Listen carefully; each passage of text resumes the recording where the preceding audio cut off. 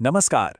वैदिक ज्योतिष की दुनिया में एक ऐसी फाउंडेशनल कॉन्सेप्ट है जो हर चीज को आपस में जोड़ती है, और वो है काल पुरुष। तो आज हम इसी कॉस्मिक ब्लूप्रिंट को समझने की कोशिश करेंगे। ये सवाल काफी गहरा है ना? सोचिए, हजारों साल पहले हमारे ऋषि मुनियों के सामने यही तो चुनौती थी कि काल यानी समय, जो दिखता नहीं, जिसे छू नहीं सकते, उस निराकार शक्ति को आखिर समझा कैसे जाए, उसका विश्लेषण कैसे किया जाए। वाकई बहुत बड़ी चुनौती रही होगी। तो हमारे ऋषियों ने एक बहुत ही सरल लेकिन गहरा समाधान निकाला।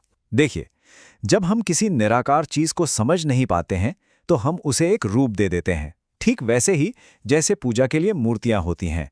बस इसी तरह जब समय को एक रूप दिया गया तो वो बन गया काल पुरुष। तो एक बात साफ है, काल पुरुष असल में कोई इंसान नहीं है। ये कल्पना के लिए, समझने के लिए बनाया गया एक टूल है, एक आइडिया है। समय को एक इंसानी शरीर के रूप में सोचकर ऋषियों ने उसका विश्लेषण करने का एक जबरदस्त तरीका खोज निकाला। अच्छा, तो ये ब्रह्मांडीय पुरुष बना कैसे? बड़ा सीधा सा तरीका था। हमारे ऋषियों ने 12 राशियों को लिया और उन्हें इस काल्पनिक शरीर के अलग-अलग हिस्सों पर सिर से लेकर पैर तक सेट कर दिया। इससे एक पूरा का पूरा नक्शा तैयार हो गया। अब ये जो टेबल है, ये बहुत दिलचस्प है। ये एक तरह से एक पक्का फिक्स ब्लूप्रिंट है। यहाँ हर राशि का शरीर के एक हिस्से पर कह सकते हैं एक नेचुरल हक है। जैसे मेष, वो हुआ हमारा सिर, हमारे विचार, और कर्क, वो हुआ हमारा सीना, हमारी भावनाएं। और ये जो क्रम है ना, ये कभी नहीं बदलता। यही तो ब्रह्मांड की मूल संरचना है। अब ये जो कॉस्मिक शरीर है, ये सिर्फ एक खाली नक्शा नहीं है, नहीं, ये एक आइडियल सिचुएशन को दिखाता है। एक ऐसी आदर्श स्थिति जहां कुछ ग्रह स्वाभाविक रूप से अपनी सबसे मजबूत, सबसे अच्छी अवस्था में होते हैं। ज्योतिष में इन स्थितियों को ग्रहों की उच्च अवस्था या एक्सॉल्टेड पोजीशन कहते हैं। ये एक तरह से ब्रह्मांड की डिफॉल्ट सेटिंग है। जैसे सूर्य मेष राशि में यानी सिर में सबसे ज्यादा शक्तिशाली होता है, तो कालपुरुष की कुंडली में ये सारे ग्रह अपनी सबसे नेचुरल और पावरफुल स्थिति में माने जाते हैं। तो अब आता है सबसे जरूरी सवाल कि ये जो सदियों पुराना ब्लूप्रिंट है, ये किसी आम इंसान की जिंदगी पर कैसे लागू होता है। और यहीं से व्यक्तिगत राशिफल यानी जन्म कुंडली का काम शुरू होता है। ज्योतिषीय विश्लेषण का जो सार है वो यही है, किसी व्यक्ति की अपनी यूनिक जन्म कुंडली की तुलना काल पुरुष के उस तय आदर्श ब्लूप्रिंट से करना। मतलब एक तरफ है ब्रह्मांड का परफेक्ट नक्शा और दूसरी तरफ है किसी व्यक्ति के जन्म के समय की असलियत। तो एक ज्योतिषी असल में करता क्या है? वो इसी सीधी साधी लॉजिकल प्रक्रिया को अपनाता है। सबसे पहले जन्म कुंडली में देखा जाता है कि कोई ग्रह कहाँ बैठा है।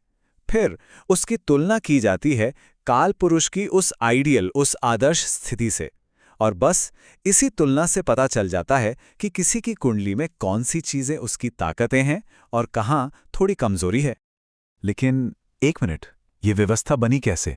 मतलब कौन सा ग्रह कहाँ का मालिक होगा, इसका भी तो कोई लॉजिक होगा। तो इस मुश्किल सिस्टम को आसानी से याद रखने के लिए हमारे ऋषियों ने एक बहुत ही शानदार कहानी बनाई, आकाश में एक दिव्य साम्राज्य की कहानी।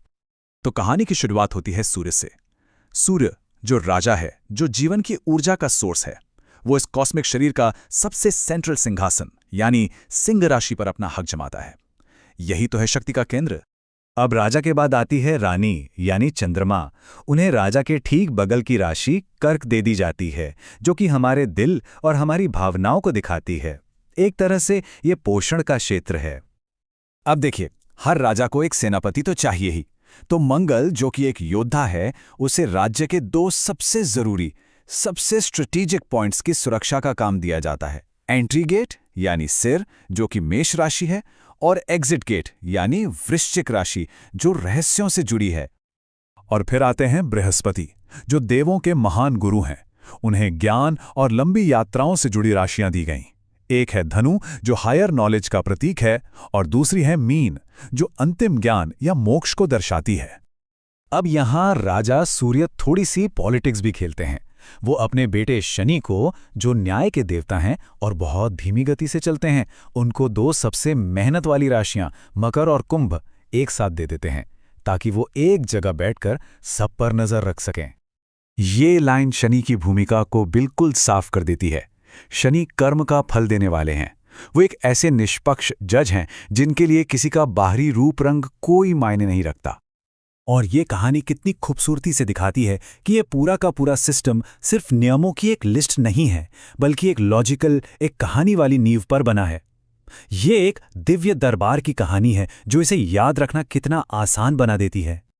तो अंत में ये सवाल उठता है, अगर काल पुरुष ब्रह्मांड का एक ब्लूप्रिंट है, तो किसी की अपनी जन्म कुंडली उसके खुद के यूनिक डिजाइन के बारे में क्या-क्या बता सकती है?